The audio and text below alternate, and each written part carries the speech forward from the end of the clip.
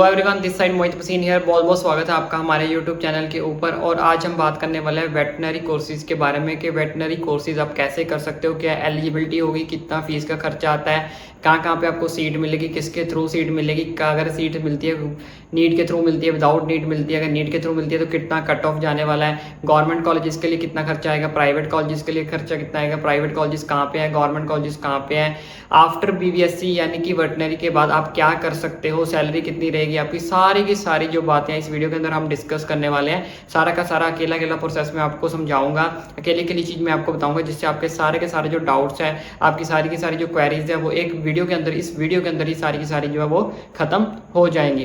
तो चलिए शुरू करते हैं वीडियो को। तो सबसे पहले मैं बताते हैं आपकी इसकी एलिजिबिलिटी के बारे में कि इसकी एलिजिबिलिटी क्या होने वाली है। देखो बच्चों, अगर आपको किसी भी वेटनरी कॉलेज के अंदर एडमिशन लेनी है, वेटनरी कोर्स के अंदर एडमिशन लेनी है, तो उसकी एलिजिबिलिटी क्या है कि आपको नीट जो है वो आपका क्वालिफाइड होना चाहिए। यानी कि आप पहले तो +2 पीसीबी के स्टूडेंट होने चाहिए, क्योंकि उसके तभी आप जो है वो नीट का एग्जाम दे सकते हो। इसके बारे में तो मोस्टली पता ही होगा, फिर भी मैं चलो लिख देता हूँ। 12th पीसीबी के स्टूडेंट आप होने चाहिए, ठीक है। पीसीबी के बाद आपको नीट देना, नीट आपका जो है वो क्वालिफाइड होना चाहिए, ठीक है। नीट क्वालिफाई करने के बाद आपकी जो होती है वो काउंसलिंग होती है। काउंसलिंग यहाँ पे जो है वेटनरी के लिए हमें 3 टाइप की काउंसलिंग होती है। पहली एक एमसीसी या ऑल इंडिया लेवल की काउंसलिंग होती है, ठीक है, जिसपे आपको ऑल इंडिया में से कोर्सेज कॉलेजेस जो आपको चूज करने होते हैं, ठीक है। नेक्स्ट काउंसलिंग होती है स्टेट लेवल पे, आपकी जिस भी स्टेट से आप बिलोंग करते हैं उस स्टेट लेवल पे आपकी जो है वो काउंसलिंग होगी, ठीक है। थर्ड होती है कि वीसीआई थ्रू। वीसीआई थ्रू के बारे में बहुत सारे बच्चों को नहीं पता होगा, ये सारी चीजें मैं आपको एक्सप्लेन करता हूँ। एमसीसी ऑल इंडिया की लेवल में जो मैंने आपको बताया कि पूरे इंडिया में से आपको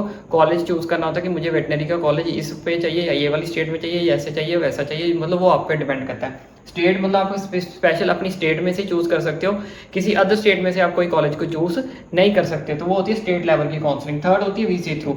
वीसीआई थ्रू के अंदर कुछ कॉलेजेस आते हैं, वो कॉलेजेस आते हैं जो स्टेट लेवल के अंदर पार्टिसिपेट नहीं करते या ऑल इंडिया के अंदर पार्टिसिपेट नहीं करते, लेकिन कुछ कॉलेजेस होते हैं जो वीसीआई के थ्रू काउंसलिंग करवाते हैं। तो इसके अंदर इसका प्रोसीजर क्या है वो बता देता हूँ। बीसीआई के थ्रू क्या करते हैं, कुछ कॉलेजेस कई बार क्या करते हैं, ये नीट के एग्जाम के नंबर ही मांग लेते हैं कि भाई आपने नीट क्वालिफाई किया है, अगर क्वालिफाई किया है तो आप हमें अपने नंबर जो है वो वहाँ पे सबमिट करवा दो, मतलब आपको ऑप्शन मिलेगा काउंसलिंग के अंदर, ठीक है। मतलब यहाँ पे ये है कि आपको अगर थोड़ी बहुत आपकी कट ऑफ लो भी रहती है तो मे बी यहाँ पे आपको ज़्यादातर चांसेस है कि आपकी जो एडमिशन हो जाती है, क्योंकि मैक्सिमम जो बच्चे हैं वो ऑल इंडिया काउंसलिंग के थ्रू निकल जाते हैं या फिर स्टेट लेवल की काउंसलिंग के अंदर थ्रू निकल जाते हैं। लास्ट में ये बीसीआई के थ्रू होती है, ये बीच में नहीं करवाते, ये बिल्कुल लास्ट में जो इनकी मैक्सिमम चांसेस यही होते हैं कि दोनों काउंसलिंग के बाद ही ये जो बीसीआई के थ्रू जो काउंसलिंग होती है ये बिल्कुल लास्ट में होती है, ठीक है। तो आपको यहाँ पे डायरेक्ट एडमिशन भी मिल सकती है और नीट क्वालिफाइड के थ्रू भी एडमिशन मिल सकती है। तो ये वीसीआई के थ्रू ज़्यादातर मैं आपको ये सजेस्ट करूंगा कि आप इन दोनों के ऊपर अपनी ज़्यादा से ज़्यादा प्रेफरेंस दें, उन दोनों के ऊपर से क्वालिफाई होने के इनमें से चांसेस को ज़्यादा बनाएं कि इसमें से आप क्वालिफाई हो जाए और इन दोनों में से आपको किसी भी अंदर जो है सीट मिल जाए काउंसलिंग के अंदर। अब यहाँ पे बात कर लेते हैं कट ऑफ की कि कितनी कट ऑफ पे आपको जो एडमिशन मिलती है। देखो बच्चों, अब तक का जो रिकॉर्ड रहा है 430 प्लस का रिकॉर्ड रहा है कि 430 प्लस जितने भी बच्चे हैं उनको गवर्नमेंट जो वेटनरी कॉलेज जो है वो मिल चुका है, किसी भी स्टेट से हो, चाहे ऑल इंडिया में से हो या फिर स्टेट लेवल के हो, उनको जो है गवर्नमेंट कॉलेज मिल चुका है। अगर आपके जो मार्क्स है वो 430 प्लस रहते हैं, किसी भी कैटेगरी से अगर आप हो, तो अगर आपके मार्क्स 430 प्लस हैं तो आप सबसे ज़्यादा सेफ स्कोर में हो, सेफ साइड में हो, आपको आराम से वेटनरी गवर्नमेंट का कॉलेज जो है वो मिल जाएगा। ज़्यादा अच्छे मार्क्स हैं, बहुत अच्छे मार्क्स हैं तो ऑल इंडिया लेवल में मिल जाएगा। थोड़ा कम है, जैसे 550 है, 580 है, 600 अराउंड है, तो आपको स्टेट लेवल के पास भी मिल जाएगा, ठीक है। मतलब 430 प्लस का अगर आप रहते हो तो आप सेफ हो, आपको कहीं ना कहीं गवर्नमेंट कॉलेज मिल जाएगा। अब बात कर लेते हैं ड्यूरेशन की। ये कोर्स जो कितने साल का होता है, ये कोर्स जो है वो आपका 4.5 साल का कोर्स होता है, यानी कि 4.5 ईयर का ये जो है आपका कोर्स होता है। अब इसकी फ़ी की बात कर लेते हैं। फ़ी देखो बच्चों, इसकी फ़ी अप डाउन होती रहती है, कई बार इनकी फ़ी फिक्स नहीं रहती, कुछ कई बार साल में चेंजेस आते रहते हैं थोड़े बहुत, लेकिन फिर भी मैं आपको अप्रॉक्सीमेट एक रफ आइडिया दे रहा हूँ कि इनकी फ़ी जो है मिनिमम 1.5 लाख होती है और प्लस 3 लाख से प्लस भी जा सकती है। और रही बात प्राइवेट कॉलेजेस की, प्राइवेट कॉलेजेस की 4, 4.5, 5 लाख तक भी पर एनम की जो फीस जा सकती है। ये मैं चीज़ आपको क्लियर कर देता हूँ, ठीक है। ज़्यादा भी जा सकती है, लेकिन रफ आइडिया दे रहा हूँ कि मिनिमम 1.5 लाख, मैक्सिमम 3 लाख से प्लस कितनी भी जा सकती है। अब बात कर लेते हैं सैलरी की। चलो मैं सैलरी आपको बाद में बताता हूँ, पहले इधर बात कर लेते हैं ये तो सारा हो गया कि आप वेटनरी के अंदर आपको क्या क्या एलिजिबिलिटी चाहिए, कैसे कट ऑफ आपके कितनी मार्क्स चाहिए, कैसे आप वहाँ पे लिए एलिजिबल हो गए, एलिजिबल कैसे हो गए, नीट क्वालिफाई करने के बाद फिर आपको काउंसलिंग करनी है, फिर कितनी कट ऑफ रहनी चाहिए, कितने साल का आपका कोर्स होता है, कितना आपको पैसा जो है वो पे करना पड़ेगा, यानी कि कितनी आपकी जो फी रहने वाली है। अब कुछ बच्चे सोच रहे हैं कि क्या वेटनरी करने का बेनिफिट है या नहीं है। हाँ जी बच्चों, वेटनरी करने का बहुत ज़्यादा बेनिफिट है। आज के टाइम पे बहुत सारे गवर्नमेंट जॉब्स इसकी निकल रही है, बहुत ज़्यादा गवर्नमेंट जॉब्स में बढ़ाई भी गई है।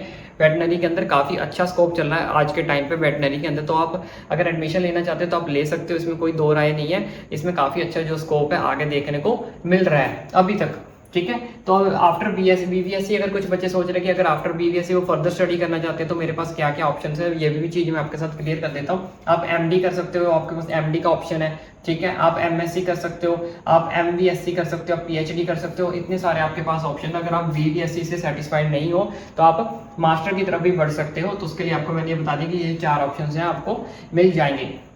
इसके अलावा भी बहुत ज़्यादा ऑप्शंस होते हैं लेकिन ये जो 4 है ये मोस्ट ज़्यादा पॉपुलर है, जो मोस्टली जो बच्चे ज़्यादा करने में प्रेफर करते हैं, तो इसलिए मैंने इनको यहाँ पे यही वाले रखे हैं। उसके बाद अब बात कर लेते हैं डेजिग्नेशन की। डेजिग्नेशन क्या मतलब, अगर आप जॉब करना चाहते हो BSc के बाद तो किस टाइप की डेजिग्नेशन मिलेगी, किस टाइप की आपको जॉब मिलेगी, वो भी मैं आपके साथ इस वीडियो के अंदर डिस्कस अभी कर ही देता हूँ, ठीक है। डेजिग्नेशन आपको असिस्टेंट प्रोफेसर की जॉब मिल सकती है आपको BSc कंप्लीट कर वेटनरी के अंदर। आपको एग्रीकल्चर आप साइंटिस्ट बन सकते हो, सिंपल नॉर्मल साइंटिस्ट भी बन सकते हो। आप आर्मी के अंदर भी जा सकते हो, आर्मी के अंदर काफ़ी ज़्यादा जॉब निकलती है इनकी वेटनरी के अंदर, ठीक है। पैरामिलिट्री के अंदर जैसे मैंने आपको बताया, आर्मी पैरामिलिट्री के अंदर भी काफ़ी ज़्यादा जॉब्स जो वेटनरी के रिलेटेड निकलती है, बहुत ज़्यादा जॉब्स निकलती हैं।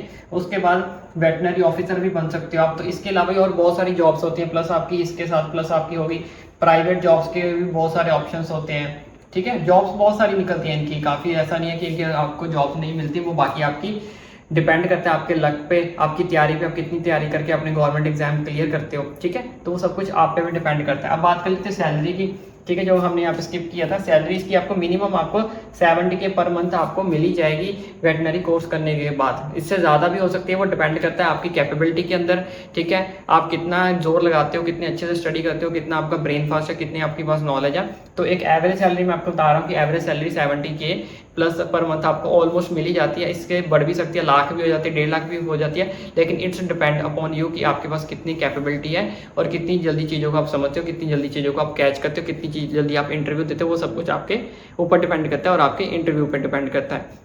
आई होप आपको सारा का सारा प्रोसेस समझ आ गया हो। अगर आपको सारा का सारा प्रोसेस समझ आ गया तो मेरी भी एक छोटी सी रिक्वेस्ट है कि चैनल को सब्सक्राइब जरूर करें। और इसके अलावा अगर आपको फिर भी कोई डाउट रह जाता है तो आप मुझे नीचे कमेंट करके पूछ सकते हो और चैनल को सब्सक्राइब करना ना भूलें।